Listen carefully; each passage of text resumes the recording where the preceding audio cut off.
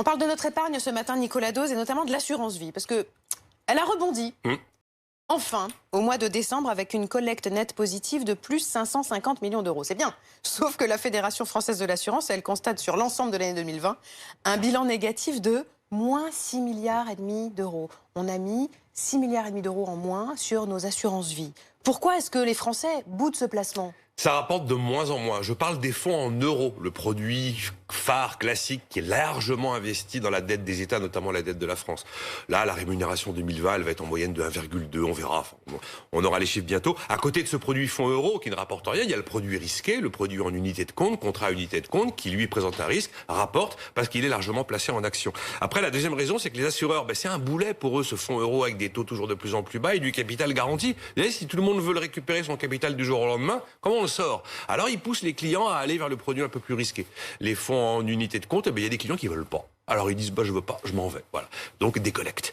Et puis, période de doute, période d'incertitude, c'est un classique. Les gens, ils préfèrent avoir de l'argent le plus liquide possible et le moins risqué possible. Donc, le livret A a fait un carton en 2020 avec 2 fois plus de collecte qu'en 2019. Et surtout, ce qui est dingue, c'est les comptes courants. Je vous en ai déjà parlé, le compte bancaire basique, le compte à vue, là. Moi, j'étais sur l'idée qu'on était à 550, 600 milliards d'euros. Non, c'est 700 milliards d'euros. Un montant qu'on n'aurait jamais pu imaginer, qui est stocké dans les comptes courants. Et alors l'assurance vie, ça reste quand même 1700 milliards d'euros, tout mouillé. Donc c'est énormissime. Le livret A, c'est 326 milliards d'euros. Mais les comptes courants, c'est un truc incroyable. Où faut-il placer son argent pour que ça rapporte ? S'il y a du zéro risque, ça rapportera pas. Alors il faut prendre un peu de risque. Honnêtement, la bourse résiste pas mal à la période Covid. Alors on dit toujours, les dividendes, c'est élevé, c'est dégueulasse. Mais plutôt que de s'indigner en faisant des boulinets avec les bras dans le vide contre les dividendes, autant aller les percevoir, ces dividendes. Autant aller mettre son argent finalement en action. Il n'y a pas que des actions spéculatives.